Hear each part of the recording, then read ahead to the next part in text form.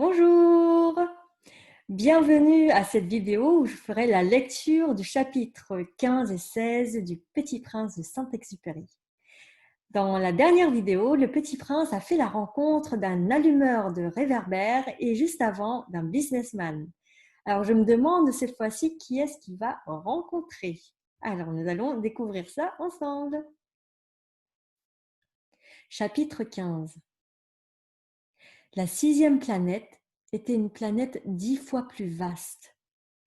Elle était habitée par un vieux monsieur qui écrivait d'énormes livres.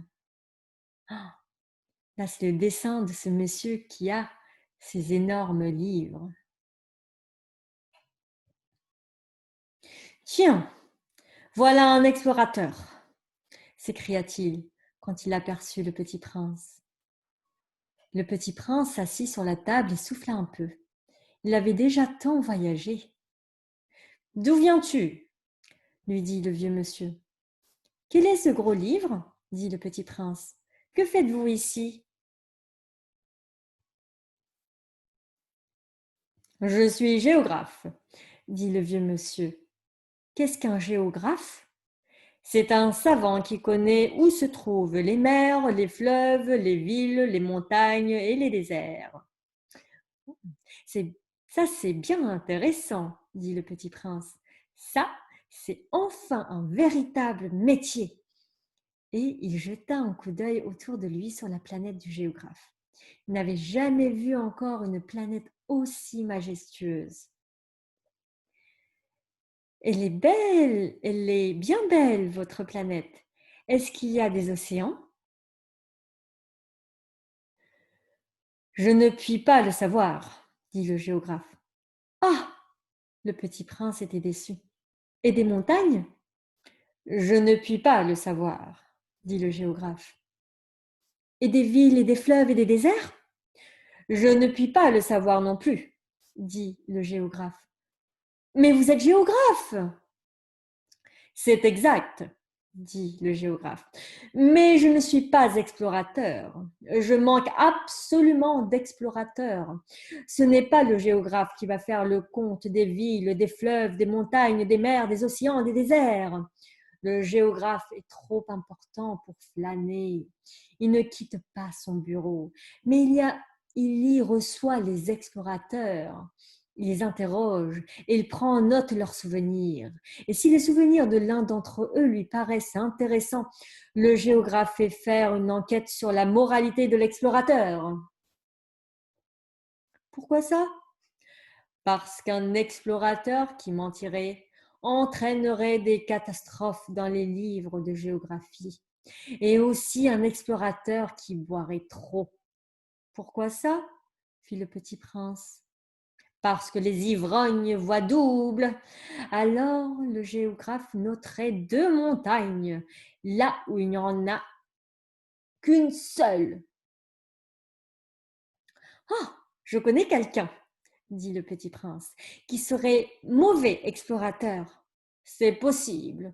Donc, quand la moralité de l'explorateur paraît bonne, on fait une enquête sur sa découverte. On va voir ? Non, c'est trop compliqué. Mais on exige de l'explorateur qu'il fournisse des preuves. S'il s'agit par exemple de la découverte d'une grosse montagne, on exige qu'il en rapporte de grosses pierres. Le géographe soudain s'émut. Mais toi, tu viens de loin. Tu es explorateur. Tu vas me décrire ta planète. Et le géographe, ayant ouvert son registre, tailla son crayon. On note d'abord au crayon les récits des explorateurs. On attend, pour noter à l'encre, que l'explorateur ait fourni des preuves. Alors, interrogea le géographe. Oh, chez moi, dit le petit prince, ce n'est pas très intéressant, c'est tout petit. J'ai 3 volcans, 2 volcans en activité et 1 volcan éteint. Mais on ne sait jamais. On ne sait jamais, dit le géographe. J'ai aussi une fleur. Nous ne notons pas les fleurs, dit le géographe. Pourquoi ça ? C'est le plus joli. Parce que les fleurs sont éphémères. Qu'est-ce que signifie éphémère? Les géographies, dit le géographe, sont les livres les plus précieux de tous les livres. Elles ne se démodent jamais. Il est très rare qu'une montagne change de place. Il est très rare qu'un océan se vide de son eau. Nous écrivons des choses éternelles. Mais les volcans éteints peuvent se réveiller, interrompit le petit prince. Qu'est-ce que signifie éphémère? Que les volcans soient éteints ou soient éveillés. Ça revient au même pour nous autres, dit le géographe. Ce qui compte pour nous, c'est la montagne. Elle ne change pas. Mais qu'est-ce que signifie éphémère? Répéta le petit prince qui, de sa vie, n'avait renoncé à une question une fois qu'il l'avait posée. Ça signifie qu'il est menacé de disparition prochaine. Ma fleur est menacée de disparition prochaine. Bien sûr. Ma fleur est éphémère, se dit le petit prince. Elle n'a que 4 épines pour se défendre contre le monde. Et je l'ai laissée toute seule chez moi. Ce fut là son premier mouvement de regret, mais il reprit courage. Que me conseillez-vous d'aller visiter? Demanda-t-il. La planète Terre, lui répondit le géographe. Elle a une bonne réputation. Et le petit prince s'en fut, songeant à sa fleur.